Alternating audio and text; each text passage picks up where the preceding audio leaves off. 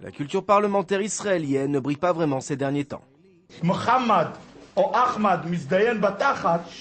Et tout laisse à penser que des propos de la sorte ne sont pas une spécificité israélienne. En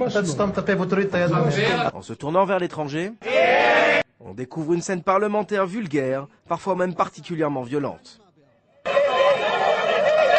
Le championnat du monde de boxe parlementaire se tient en séjour à Mexico en posant les sympathisants du président élu Felipe Calderón aux sympathisants de son adversaire de gauche López Obrador au cœur même du Parlement.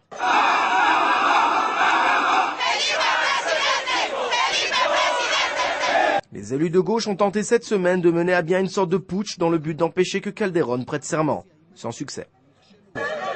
En revanche, en Géorgie, les élus de l'opposition ont réussi il y a 3 ans à chahuter le discours du président, à prendre le contrôle du Parlement et enfin à prendre le pouvoir. Et le plus violent d'alors occupe aujourd'hui des fonctions importantes, accueillir le président Saakashvili.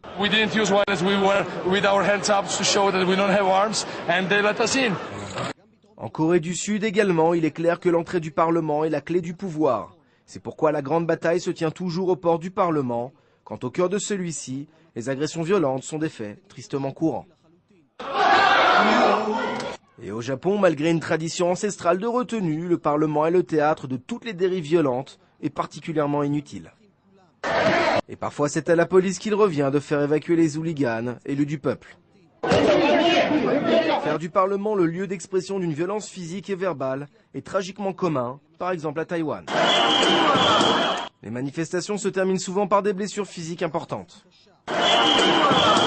Des manifestations de protestation ont lieu dans le monde entier. Ici en Ukraine, c'est avec ces points qu'on menace de manière claire et déterminée. Les parlementaires incontrôlables n'hésitent pas à se jeter à la figure tout ce qui leur passe sous la main et parfois c'est au président de l'Assemblée qu'on s'attaque. Aucune différence entre la gauche et la droite, entre les femmes et les hommes et entre les représentants populaires et les professeurs d'université.